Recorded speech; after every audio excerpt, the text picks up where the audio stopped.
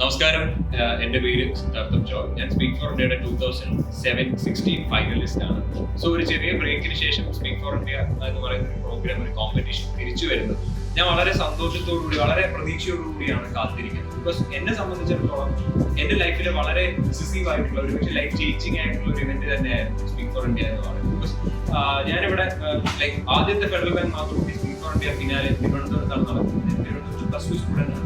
So അന്ന് ഞാനിങ്ങനെ news പേപ്പറിൽ ഇങ്ങനെ ഒരു പ്രോഗ്രാം ജസ്റ്റ് വളരെ വളരെ യാദൃശ്ചികമായിട്ട് കാണാൻ പോവുകയും ആദ്യമായിട്ട് ഒരുപക്ഷെ പ്രസംഗിക്കുന്ന ആളുകളെ, ഡിബേറ്റ് ചെയ്യുന്ന ആളുകളെ, ഒരു സെലിബ്രിറ്റി സ്റ്റാറ്റസ് ഇത്രയും വലിയൊരു വേദിയിൽ, സിനിമാ താരങ്ങളും ക്രിക്കറ്റ് താരങ്ങളും കാണുന്ന വലിയൊരു വേദിയിൽ വന്ന് അത്രയും സെലിബ്രിറ്റി സ്റ്റാറ്റസോടുകൂടി അത്രയും ആഘോഷിക്കുന്ന സംസാരത്തെ, പ്രസംഗത്തെ, സംവാദത്തെ അത്രയും ആഘോഷിക്കുന്ന മറ്റു സ്റ്റേജ് അതിനു മുമ്പ് ഞാൻ കണ്ടിട്ടുണ്ടായിരുന്നു. സോ അന്നുണ്ടായ ഒരു ആഗ്രഹമാണ് ഒരിക്കലെങ്കിലും അതിന്റെ ഫൈനൽ സ്റ്റേജിൽ എത്തണം എന്നുള്ളത്.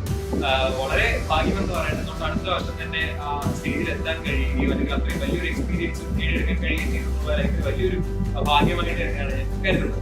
പിന്നെ അതിനുശേഷമുള്ള എല്ലാ ഫിനാലും അഞ്ച് ഫിനാലെ ടോട്ടൽ, അതായത് ആദ്യത്തെ ഞാൻ കണ്ടു, രണ്ടിൽ ഞാൻ പാർട്ടിസിപ്പേറ്റ് ആയിരുന്നു. പിന്നെയുള്ള 3 ഫിനാലിൽ പങ്കെടുക്കാനുള്ള ഒരു അവസരം എനിക്ക് കിട്ടാൻ, ഫിനാലെ കാണാനുള്ള ഒരു അവസരം കിട്ടിയിട്ടുണ്ട്. ഞങ്ങൾ ഫൈനലിൽ എത്തിയ ശേഷം പിന്നീട് ഒരിക്കൽ ഫൈനലിൽ എത്തിയ പിന്നെ ഫൈനലിൽ എത്താൻ പാടില്ല എന്നൊരു റൂള് കൂടെ കൊണ്ട് പിന്നീട് മത്സരിക്കാൻ കഴിഞ്ഞിട്ടില്ല. ഒരൊറ്റ തവണ മത്സരിക്കാൻ കഴിഞ്ഞിട്ടുള്ളൂ. പക്ഷെ അത് തന്നെ വളരെ നല്ലൊരു അനുഭവം. കൂടെ മത്സരിച്ചവരായാലും ജഡ്ജസ് ആയാലും അതേപോലെ മെന്റേഴ്സ് ആയാലും നമുക്ക് തന്ന ഒരു കാഴ്ചപ്പാടുകൾ അല്ലെങ്കിൽ അവർ തന്ന ഒരുപാട് വ്യൂ പോയിന്റ്സ് അത് പിന്നീടുള്ള എല്ലാ കോമ്പറ്റീഷൻസിനും വളരെയധികം ഹെൽപ്ഫുൾ ആയി. അങ്ങനെ ഒരു പക്ഷേ എന്താ പറയുക, ഞാനെന്ന് പറയുന്ന വ്യക്തിയുടെ ഞാൻ മത്സരിച്ചിട്ടുള്ള പിന്നീടുള്ള എല്ലാ മത്സരങ്ങളുടെയും പിറകിൽ ഒരുപക്ഷെ സ്പീക്ക് ഫോർ ഇന്ത്യയുടെ തോൽവി വലിയൊരു ഫാക്ടറായി, അല്ലെങ്കിൽ ആ ഒരു വേദിയിൽ എത്തി നിന്ന് പഠിച്ച ഒരുപാട് പാഠങ്ങൾ വളരെയധികം ഹെൽപ്ഫുൾ ആയ ഒരു ഇതാണ്. അതുകൊണ്ട് തന്നെ ഇത്തവണ ഒരുപക്ഷെ അന്ന് ഞാനായിരിക്കും, ഒരുപക്ഷെ നിങ്ങൾ ആരെങ്കിലും ഒരാളായിരിക്കും ആ ഒരു രീതിയിൽ.